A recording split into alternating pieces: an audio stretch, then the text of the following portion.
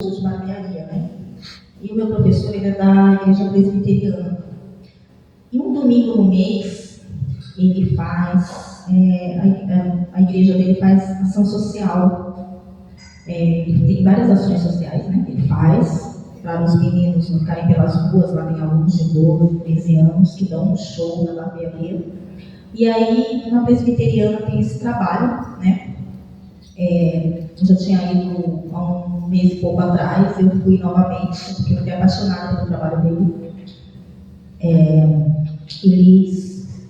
A gente faz a ação social dos moradores de rua, né? Cortam os cabelos, né? Tem as manicures, as cabeleireiras, enfim. Eles tomam banho. Quem tem seus cachorrinhos também tomam banho. Quando termina, né, essa parte, tem um culto. E no final tem um almoço para eles. E depois desse almoço ele ainda senta com eles, porque quando eles chegam é feita uma anamnese com cada um para saber a história de vida. Por que você está na rua? Por que você está no abrigo? Por que você chegou nesse ponto, né? E aí, assim, lá tinham médicos, tinham engenheiros, tinham, enfim, pessoas formadas, né? Então, N situações assim que surgiram, né? Teve um rapaz que eu fiz o cabelo dele, que ele disse para mim que ele é administrador de empresas, o melhor amigo dele da faculdade. Eles montaram uma empresa quando se formaram e o rapaz passou a perna nele, ficou com a empresa e com a esposa dele, e ele ficou em depressão e foi para as ruas. E hoje ele mora num abrigo, quer recomeçar a vida dele. Eu conversei bastante com ele, ele chorou bastante. E assim, irmãos, aí eu assisti o culto, né, da presbiteriana. É um culto muito diferente. Tem somente o louvor, tem a saudação, a palavra, e no final eles fazem o lava-pés. Eu fiquei olhando aquilo ali assim, pensei que estranho, né? Mas enfim. Mas tirando isso que eu achei estranho, é um trabalho muito bonito.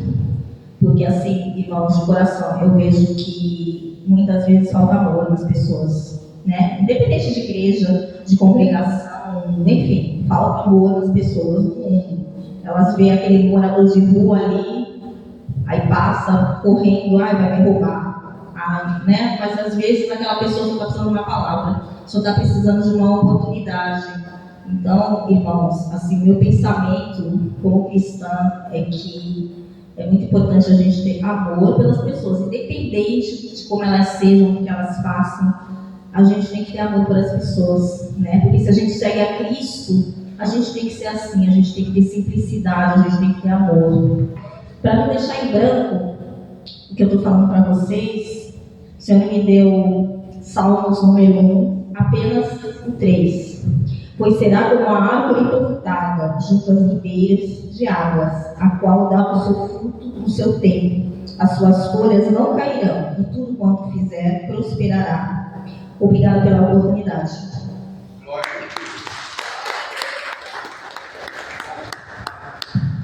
a Deus. Um Cardoso, não queria falar?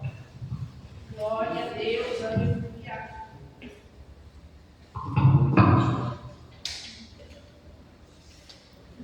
A bênção. Glória a Deus, aleluia. Pela animação. Opa! Glória. Só ele mesmo pode fazer isso. Aleluia. Salve os irmãos novamente, a paz do Senhor. Amém. Eu quero contar uma bênção que eu estou muito alegre. Esse final de semana eu estive inclusive em uma festinha aqui no bloco 19, onde eu tenho um apartamentozinho aí. E essa festinha foi um chá de revelação da minha netinha. Eu quero falar para vocês que, graças a Deus, você desabou, entendeu? Então eu agradeço muito a Deus, porque bem pouca gente chega a ser bisavô, né? E Deus me deu essa oportunidade, apesar de não nascer ainda, mas Deus não faz as coisas pela metade. Eu confio que vai dar tudo certo e vai vir com saúde, entendeu? E eu estou muito feliz por essa bênção que Ele me concedeu. Eu não pensava que eu ia alcançar essa oportunidade de ser bisavô, né? Com 73 anos, e graças a Deus, estou sendo bisavô, tá? Para a honra e glória do Senhor, tá? Só isso aí, irmãos. Eu agradeço a oportunidade, em nome de Jesus, tá? Obrigado.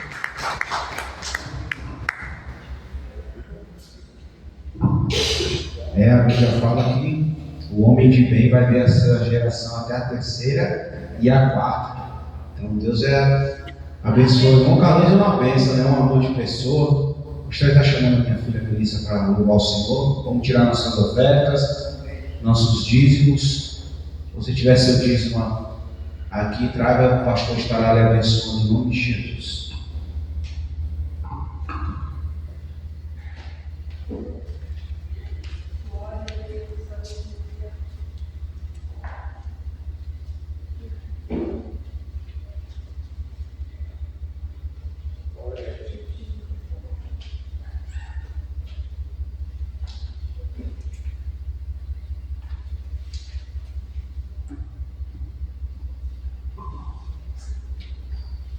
Cumprimento os irmãos da paz do Senhor. Amém.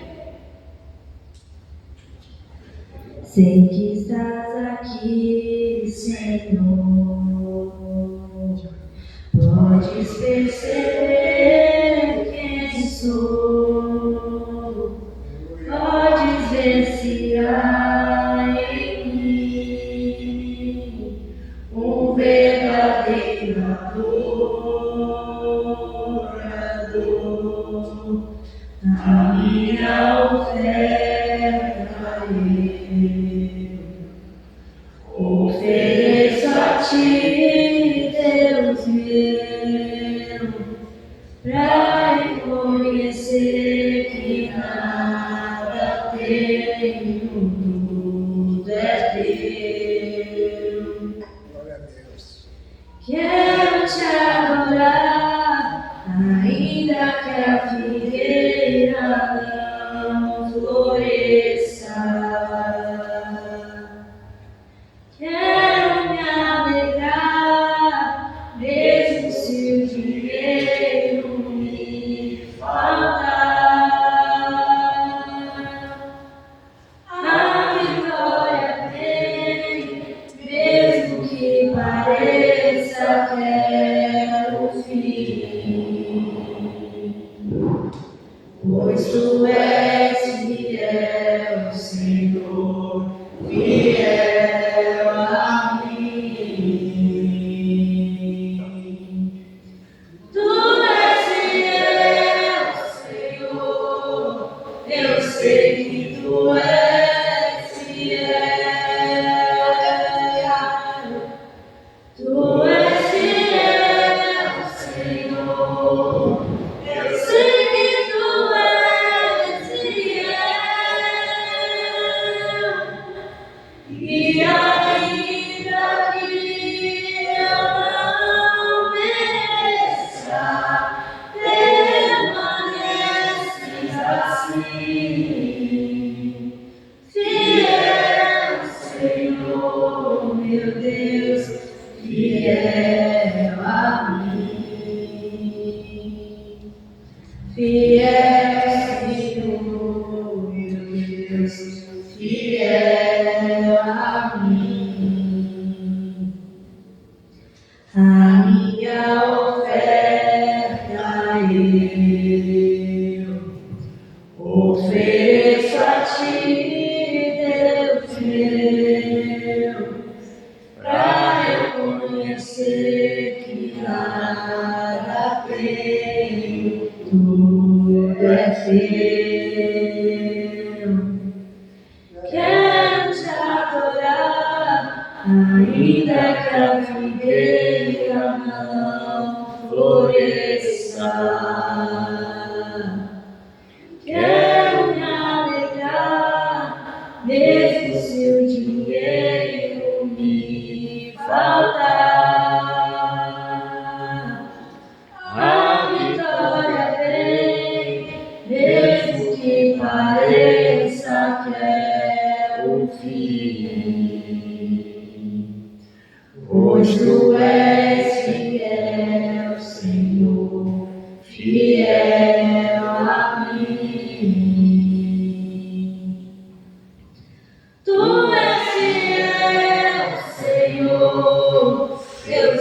que tu és fiel. Tu és fiel, Senhor. Eu sei que tu és fiel. E ainda que eu não mereça, permaneces assim.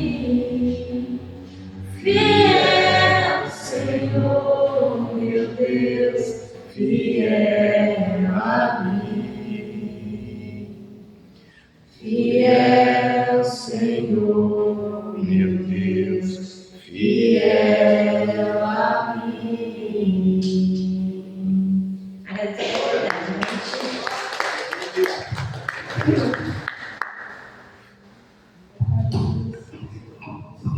Glória a Deus. Glória a Deus. Vamos orar pela oferta.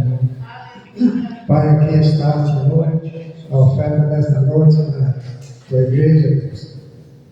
Pedimos ao Senhor, abençoa, Pai, lá esse dinheiro, Pai, e para a obra da tua igreja, Pai.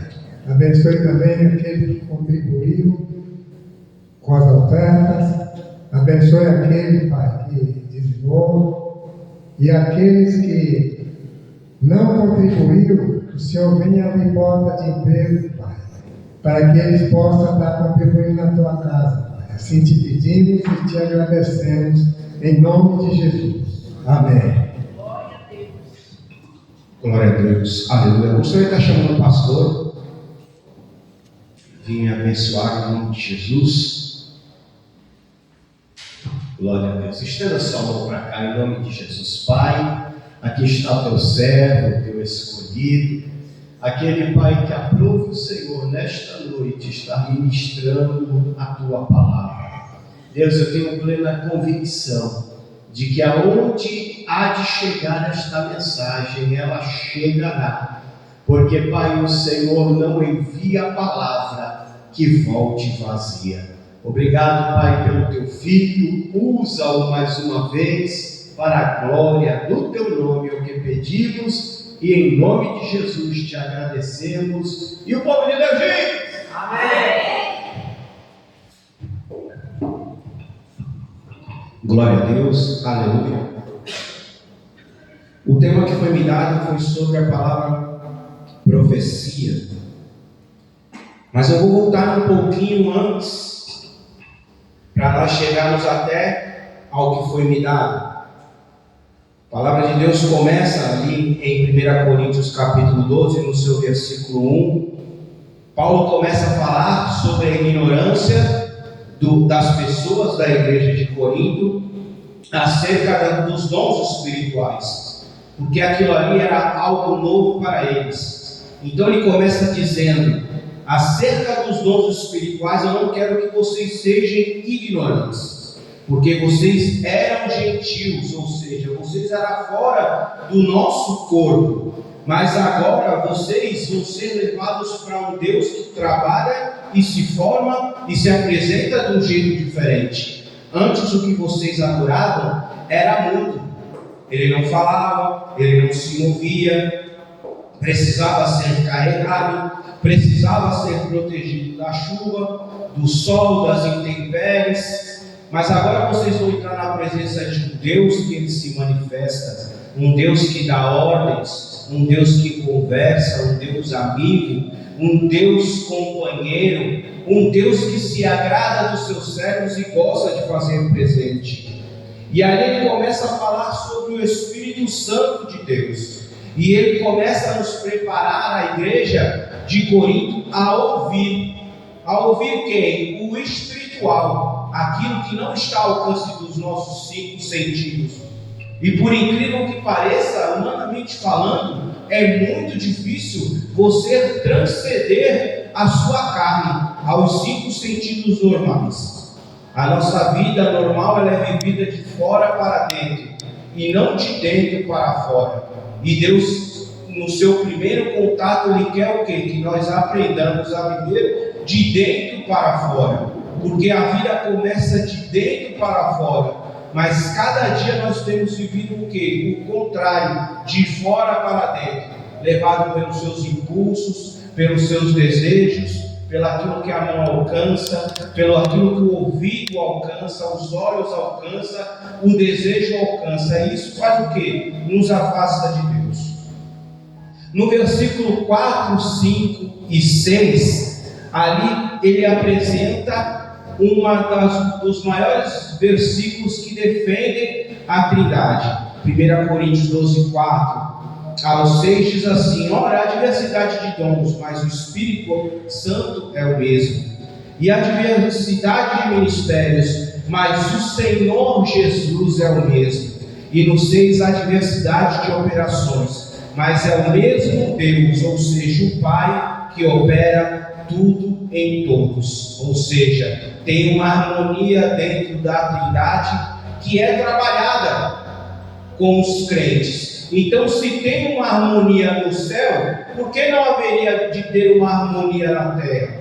Aí na sequência ele avisa e explana que o momento de trabalhar na igreja é do Espírito Santo, versículo 7, na qual o Espírito manifesta o dom a cada um para aquilo que for útil. Ou seja, o Espírito Santo te conhece, ele sabe aquilo que melhor você se adapta dentro da sua casa para poder trabalhar. E eu fico vendo hoje, irmãos, que os crentes insistem em ir contra o que o Espírito Santo trabalha. Se você for ver lá no começo dos Atos dos Apóstolos, Paulo disse que queria ir à Macedônia, mas o Espírito Santo o impedia, e ele aceitava, porque é o Espírito Santo que comandava. E hoje a gente vê na igreja que o Espírito Santo muitas das vezes nos coloca para fazer A, mas nós queremos fazer B. Ele manda nós fazer o B e quer fazer o A. Ele manda alguns, por exemplo, ser líder, mas a pessoa não quer liderar, porque é doloroso. É doloroso liderar, ainda mais quanto mais perto tem se aproximado o dia do Senhor, né? Eu sou de uma época que, se o diácono chamasse a minha atenção dentro da igreja, eu sabia que eu ia chegar em casa e ia ter peia. Primeiro a minha mãe ia me castigar para depois procurar saber o que aconteceu, porque eu fui chamado a atenção dentro da igreja. E uma das primeiras coisas que se é ensinada dentro da igreja é: guarda o teu pé quando tu entrar na casa do Senhor. Quiçá o pastor. O pastor era respeitado. Quando alguém via um pastor dobrando a esquina, todo mundo abaixava a sua cabeça, independente de ser crente ou não ser crente. Se estava tendo alguma música, se abaixava o som. Se estava aquela roda de amigos conversando, independente do que estivesse falando, tanto quanto cristão ou não, todo mundo parava, cumprimentava o pastor, porque via que o pastor tinha uma autoridade. Mas quanto mais a gente tem exteriorizado as nossas coisas, nós temos nos afastado de Deus. Então Deus vê o seu talento, Ele vê a sua individualidade, e ali Ele te dá aquilo que você é mais útil. Imagina se Deus fosse trabalhar conosco e todos tivessem exatamente o mesmo chamado. Eu nunca almejei estar aqui em cima. Quem é mais antigo já ouviu a minha história. Hoje nem muito, mas a minha família, ela é uma família de pastores, ela é uma família de presbíteros, ela é uma família de missionários. Meu avô foi um dos que ajudou a construir o Ministério de Santos, presbítero Augusto Moraria. A minha tia missionária nova fez missões em alguns lugares do mundo. Então todo mundo que ouvia o meu sobrenome Moraria já colocava um peso enorme nas minhas costas. Mas eu nunca almejei estar aqui. Tanto que quando eu cheguei ali no último banco, Deus usou a irmã Bárbara. Ela olhou para trás rindo. Ela olhou para mim e falou: Deus manda te dizer que aqui você não vai se esconder, porque Deus me deu um talento. Deus me deu algo para cuidar. Deus me deu algo para multiplicar. E muitas das vezes a gente não quer, como semente, morrer. A gente até aceita ser plantado, mas não queremos morrer. E Jesus disse o quê? Para que venha a se tornar uma árvore ou uma planta, aquela semente precisa o quê? Primeiro, morrer, para que ela cresça e dê frutos, e o fruto permaneça. Muitas das vezes as coisas não acontecem na nossa casa, na nossa vida, na nossa existência, porque a gente até se permite ser plantado. A gente vem para a igreja, sentamos, oramos, cantamos, ouvimos a palavra e vamos embora. Mas não aceitamos sermos regados pelo Espírito Santo. Não aceitamos a entrar no processo natural de uma semente para que ela cresça e apareça. Quantos crentes você vê na igreja que estão enterrados? Eu estou há 3 anos aqui, irmãos. Quando eu cheguei aqui e no último banco, depois de Deus ter usado aquele lugar para ter falado comigo e com a minha esposa, por mim eu ficaria ali. Mas eu falei com Deus: se aqui tu não vai me deixar me responder, eu vou aceitar o meu propósito. Eu preciso aceitar o meu propósito. Mas infelizmente tem pessoas que eu conheci aqui no primeiro dia que eu entrei na igreja e estão absolutamente no mesmo lugar. E aí você vê a sequência do crescimento no texto. Versículo 8: porque a um é dado pelo Espírito a palavra da sabedoria, e a outro o do conhecimento. O que é isso aqui, irmãos? A palavra do conhecimento, ou em algumas outras versões da ciência, fala sobre eu, fala sobre você. E a da sabedoria é sobre o que fazer. Porque muitas das vezes a gente não entende o que Deus quer fazer na nossa vida. Porque Deus dá a palavra da ciência e da sabedoria. E ela aqui foi colocada junta de propósito. Por quê? Porque uma não opera sem a outra. A ciência, a palavra da ciência sozinha em si é repreensão. E o que se ensina com a repreensão, se a compreensão daquilo que vem pela repreensão não vem junto? É como você ter apanhado do seu pai ou da sua mãe, ou ter recebido um castigo, e não ter informado o motivo. Na sua empresa chegar uma advertência para você, e naquela advertência dizendo que você está suspenso, mas você não tem escrito do porquê. Você vai ficar 3 dias suspenso, mas seu motivo você vai aprender? Não, você vai cumprir os 3 dias, vai voltar, mas você vai estar indiferente do que aconteceu. Agora, a ciência da sabedoria, a palavra da sabedoria junto com o conhecimento é correção.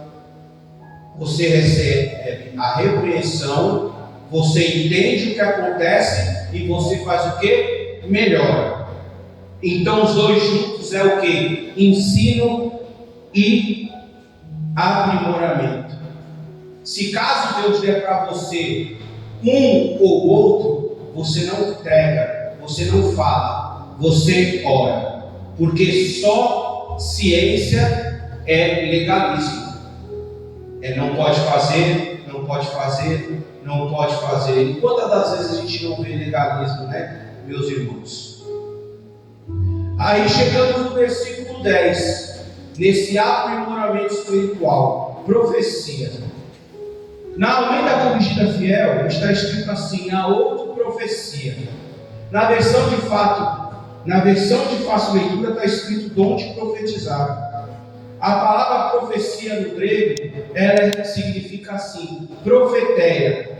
Hoje, infelizmente, nós associamos a palavra profeteia com revelações futuras, ou seja, sobre coisas futuras. Mas nesse contexto, nesse texto em si, a palavra profeteia aqui significa a mensagem vinda direto de Deus para exortar, edificar, consolar a igreja.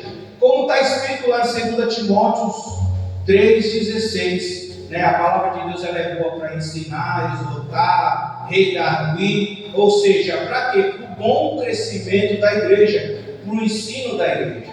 Os irmãos que participaram na aula da EBD, aqui que eu falei sobre o rito judaico, sobre o noivado, de como o amigo da noiva acompanha aquele ano do noivado, o crescimento espiritual da noiva, de como cuidar da igreja, como isso é trazido o contexto da profecia, nesse caso aqui do texto que é a Bíblia, de como a noiva deve crescer para se tornar uma boa esposa, uma digna esposa, no âmbito natural, crescer com mandar na casa, dar ordem aos empregados, como cozinhar, como honrar ao marido, como viver o dia a dia. E nós estamos espiritualmente falando no mesmo processo. Estamos nos refinando para ser o quê? Algo além da noiva, que é a esposa. Um casamento eterno, indissolúvel, permanente, de tal modo que Jesus declara que ele não vai cometer o mesmo erro que Adão cometeu.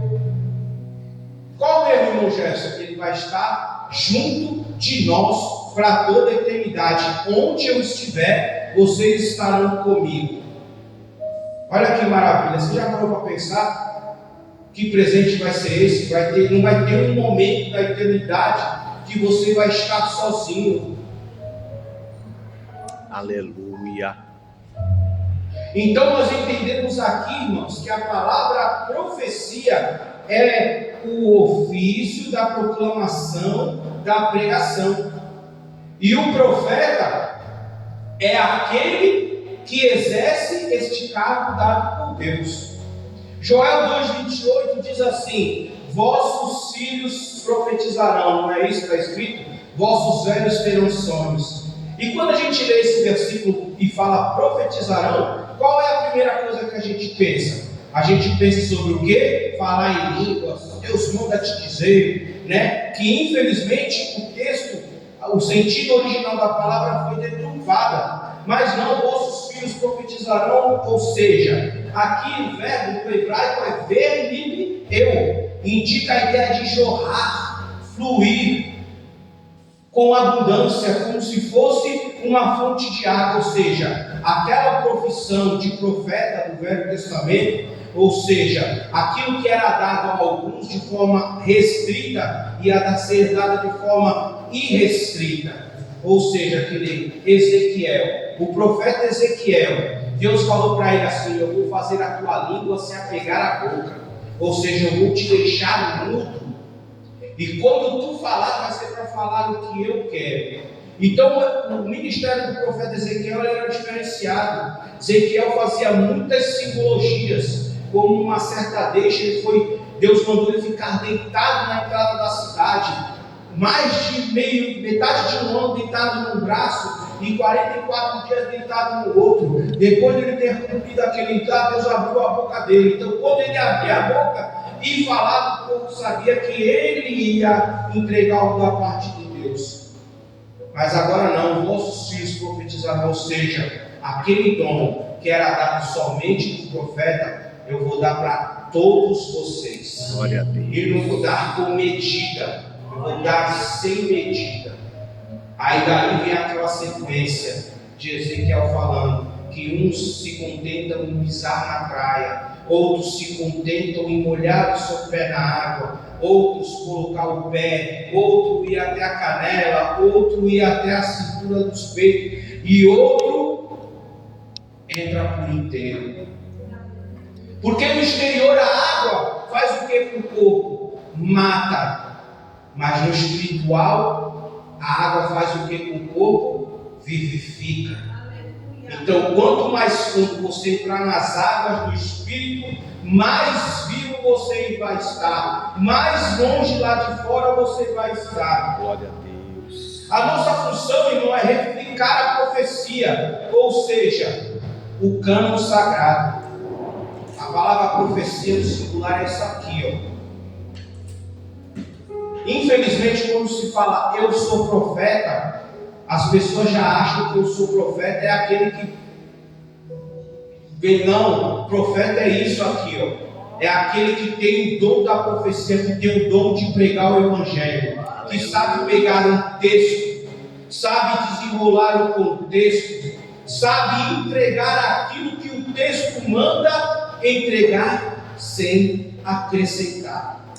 E o que nós vemos aí fora é mais textos fora de contextos, virando pretextos para tudo. Eu gosto muito de frisar Mateus 6,33. Se você for ler em todas as versões bíblicas, está lá: mas buscai o reino de Deus e a sua justiça, e estas coisas vos serão acrescentadas. Não é todas as coisas, não é as demais coisas, não é aquelas coisas, é essas coisas. E o contexto nos versículos antes diz que Deus não vai deixar você ficar sem comer, sem beber, sem se vestir. Nunca vi o justo mendigar o pão. Mas aí fala: Deus vai dar todas as coisas. Para quê? É o lobo querendo entrar no curral para roubar lã das ovelhas. Mas as ovelhas fazem o quê? Por isso que Deus nos chama. Vamos olhar a profecia. Já começa aqui ter alguns pastores, graças a Deus o nosso pastor não é assim, e isso é uma das coisas que eu admiro nele. Quando ele manda abrir a Bíblia, ele fala: irmãos, vamos abrir a palavra de Deus que se encontra no Evangelho de Jesus Cristo, segundo Mateus, ou segundo Lucas, ou segundo Marcos, ou segundo João. O pastor acredita certo, a palavra é do Senhor Jesus, e a visão é de quem escreveu. Já começa muitas das vezes alguns pastores falam: abra no Evangelho de Mateus. Não, Mateus não morreu com ninguém, Mateus não escreveu nada dele mesmo, ele escreveu aquilo que ele viu e ouviu, e é isso que ele testifica, de acordo com o que está escrito o apóstolo João. O cânon sagrado começa em Gênesis 1 e termina em Apocalipse 22, 21. O amor de Jesus Cristo seja com todos vós. Amém.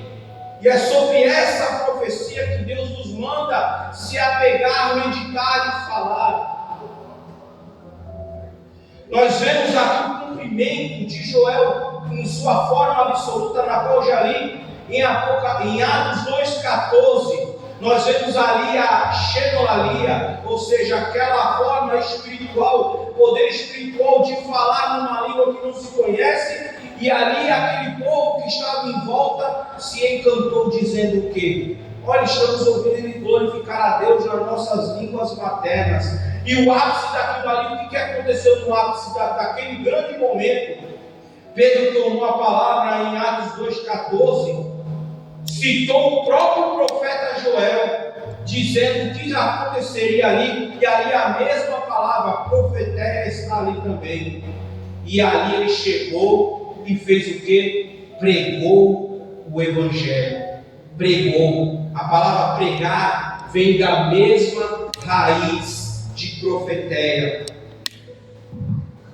A profecia, ela tem duas formas entendíveis, e quando eu falo profecia, eu estou falando da Bíblia. Ela é interpretativa, na qual o próprio texto interpreta-se a si mesmo. Mateus 6,36, como eu li, e também está lá corroborado em Lucas 12,31, estas coisas. E a revelativa é quando Deus te dá algo no texto, com contexto, mas que seja algo novo para a sua aplicação pessoal, tanto unitária como coletiva. E eu vi isso de uma forma maravilhosa. Eu li a Bíblia inteira, por ignorância minha, 5 vezes, nasci no Evangelho, e agora estou correndo atrás de aprender aquilo que eu poderia ter aprendido aos poucos desde a minha infância. Louvado seja Deus que Ele não leva em consideração o tempo da ignorância do homem. E aí o pastor Carlos César estava pregando, e ele falando sobre os fariseus, que Jesus foi questionado sobre os maiores mandamentos. Jesus replica e pergunta para ele, e ele ali, do que Jesus falou, ele foi um pouquinho mais adiante. Jesus falou: você não está longe do reino de Deus. Quantas vezes eu li aquele versículo? Fariseu, ali dentro do templo, dentro da sinagoga, meditava na palavra de Deus de manhã até a noite, ensinava a muitos, e ouvir de Jesus que ele não estava longe. Quem não está longe também não está perto. Quem não está longe também não está dentro. E quantas pessoas estão dentro da casa do Senhor, mas estão longe? Como assim tem muitos que estão longe e também estão dentro. Não devemos nos deixar se levar pela religiosidade. Devemos ser como os bereanos. Devemos estar prontos, sempre com a Bíblia aberta, para procurar entender, meditar. Quantas das vezes aqui a Bíblia é aberta, é pregado umas palavras, tem movimento, vai chegar de fora. Irmão, você lembra qual foi a palavra que foi pregada? Não lembro. Que sabe do capítulo inicial da Bíblia. Eu estou falando comigo também. A Bíblia fala em 2 Pedro, 1:5, que nós devemos ter, põe aí, por favor, sobre como o crente deve agir com a palavra de Deus. 2 Pedro 1:5. E vós também, como nisto mesmo, em toda diligência, acrescentai à vossa fé a virtude, e a virtude o conhecimento. Diligência é cuidado, é esforço, é buscar pelas informações corretas. A isso acrescenta o que? A fé, porque a fé é conhecer.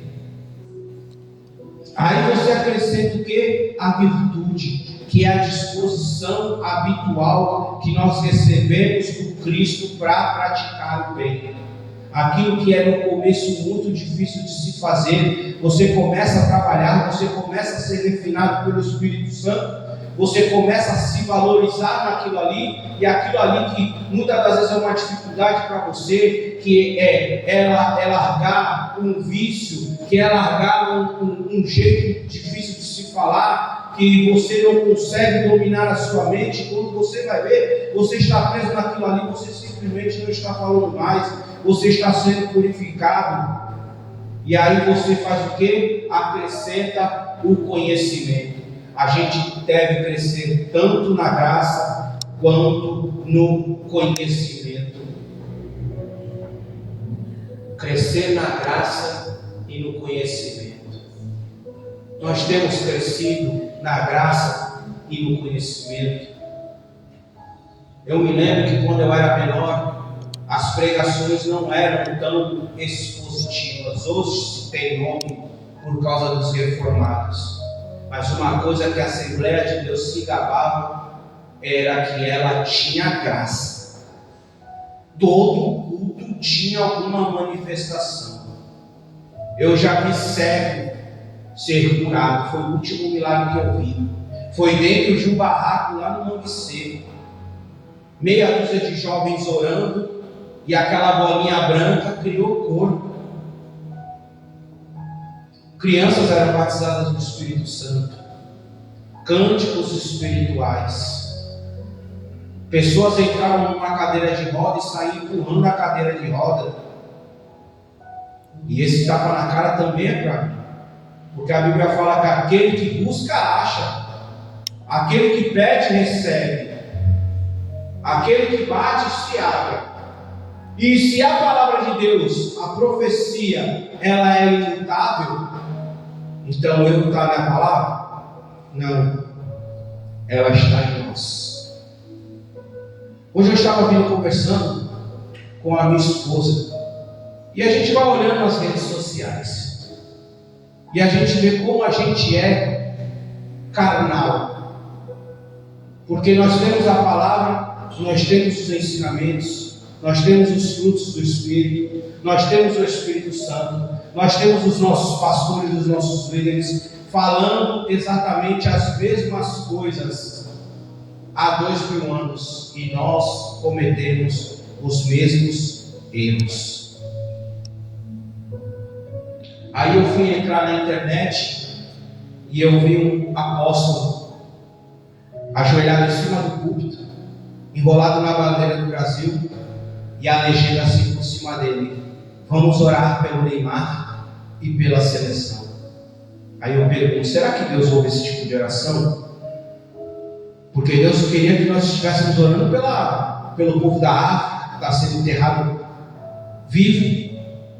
Orar pela enfermidade do irmão que está acamado e não pode estar aqui hoje, pelo aquele irmão que está desempregado, porque o apóstolo Tiago disse o quê? Que a verdadeira religião é esta, e ela está registrada isso oralmente? Não, está escrito aqui, na profeteia, na profecia, que é ajudar o órfão, as viúvas e os estrangeiros, cuidar das crianças, de que é o reino, de amar uns aos outros, de nos angariar para Cristo.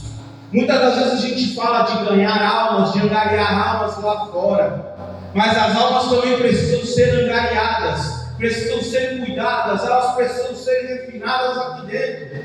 E muitas das vezes nós esquecemos de praticar o que já está escrito, um para conosco, um diante do outro, dar a paz do Senhor, abraçar, ósculo santo, perguntar como é que está, dar ânimo, fazer o que Jesus fez no caminho de Emaús, ali com eles, Jesus ali andando com eles, dando a entender que não sabia do que estava acontecendo nada, só para que eles pudessem derramar. Para quê? Para eles mesmos sentirem, porque muitas das vezes, irmãos, nós temos sentimentos dentro dos nossos corações e do nosso entendimento que nós mesmos não entendemos. Eu tive esse entendimento dentro da policlínica. Marquei um psicólogo depois da muita insistência da minha esposa e eu comecei a falar. E o psicólogo falou assim para mim: eu vejo que você é muito preso, à sua liderança e ao seu lugar na igreja. Você tem um carinho muito especial, mas eu quero te perguntar uma coisa: você já fez isso com algumas pessoas? Já. E com você mesmo? Você já se ouviu? Alguém já sentou com você para ouvir a sua história? Eu não ia comentar isso, minha irmã, mas a irmã falou sobre isso. Falei, não. Tu percebeu que nós estamos há 1h30 aqui na sala e você já mudou a sua conversa? Olha quem era você lá no começo da conversa, olha quem é você agora. E ali, metanoia. Tive um novo entendimento. Nós estamos prontos a falar e tardios em ouvir. Mas a profeteia manda fazer o quê? Ao contrário. No interior manda no exterior. E nós temos feito nesses dias o quê? O exterior manda no interior. Aí eu me lembro, para encerrar, Mateus 24:20. Orai ao Senhor para que a vossa fuga não aconteça no inverno e no sábado. Não está chovendo, mas está frio. Hoje é quarta-feira, mas todo mundo decidiu no país dar folga para ver o jogo da seleção. Ou seja, cada um deu um sábado para si. Agora eu fico perguntando, se Jesus voltasse exatamente agora, se exatamente agora acontecesse como está escrito na parábola das 10 virgens, o noivo chegou. Olha o tanto de crente pego sem a sua vasilha de reserva cheia. Meu Deus, Jesus voltou. Aí vem aqui, pastor do céu, me dá um pouquinho do teu azeite. O pastor fala, não, vai lá no mercado buscar. A minha buchinha aqui de reserva está cheia. E hoje eu fiquei muito triste, passei o dia inteiro pensando nisso. Olha só como vai ser terrível.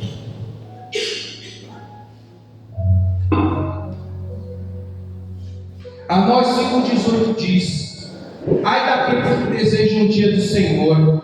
Para que quereis vós esse dia do Senhor? Será de trevas e não de luz. É como se um homem fugisse de um leão e se encontrasse com ele urso, ou como se entrando numa casa a sua mão encostasse à parede e fosse mordido por uma cobra. Que Deus tenha misericórdia de nós, que Ele nos faça voltarmos às Escrituras, que Ele nos faça voltarmos às primeiras obras. 1 Pedro 3,15. E assim encerra. Antes, santificai ao Senhor Deus em vossos corações, e estáis sempre preparados para responder com mansidão e temor a qualquer que vos pedir a razão da esperança que há em vós. Está preparado, santificado, manso, para testificar de Jesus Cristo. Essa profecia já está escrita. Essa profecia já está imposta. Está para ir para qualquer um querer ler e entender. Precisamos voltar a enxergar a vida de dentro para fora. A palavra, a profecia também serve para revelações futuras. Mas o meu principal conceito, a minha primazia é vir para a igreja para dar e não buscar. Buscar, Jesus mandou você buscar na sua casa, fechando a sua porta, andando pela rua, meditando na cabeça, falando baixinho com o Senhor. Lá fora a gente pode pedir à vontade, buscar à vontade, mas a porta para dentro é a hora de se entregar.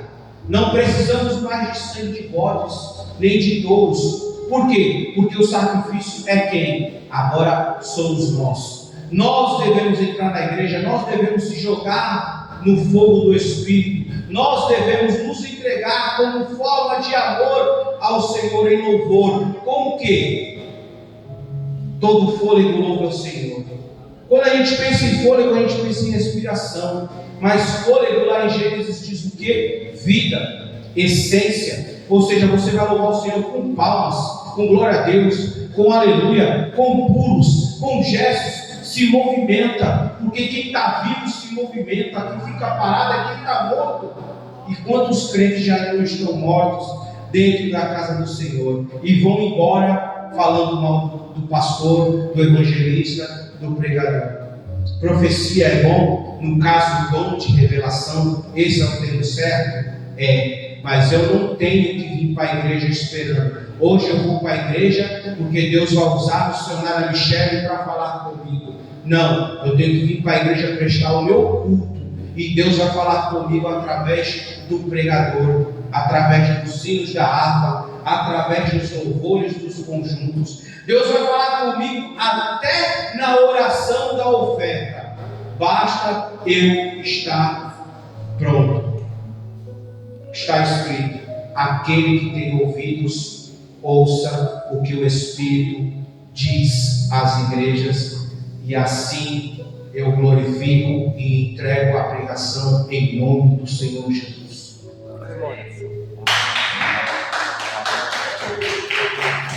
Senhor Deus eterno Pai, nós te damos graças, Senhor. A tua palavra nos ensina, Senhor, que a tua palavra foi escrita por mais de 40 autores, em alguns países diferentes, Senhor. E ela chegou para nós com o início, com o meio e com o fim. A tua palavra é tão maravilhosa, Senhor, que ela tem o começo, tem o meio e tem o fim. Mas há entrelinhas entre o começo e o fim, o Senhor nos deixa escrever. O Senhor nos deixa, Pai querido, trabalharmos, meu Pai querido. E essa, meu Pai, sinergia que tu nos dá, Senhor, é maravilhoso. Porque o Pai, Ele pode fazer a tarefa sozinho, mas Ele quer ensinar algo para seu filho. Então Ele traz o seu filho e ensina a usar a ferramenta, a trabalhar, a se mover, a falar, a se movimentar, porque o Pai se agrada e o Pai quer que o seu filho cresça e apareça. E nós te louvamos, Senhor Jesus querido, porque o Senhor nos chama, nos ajuda a ser bons ceifeiros, Senhor. Ajuda-nos a voltar a ser ministros das tuas obras, Senhor Jesus querido. E, Pai querido, a operar da profecia, meu Pai querido. querido, na tua graça, no teu amor, no teu entendimento, na tua sabedoria, Senhor Jesus querido, e que tu venha ser soberano em nossas vidas. Pai amado e Pai Santo, muito obrigado, Jesus querido, pela profecia das profecias, que nós voltemos a usá-la com amor e alegria, em nome de Jesus. Amém. E graças a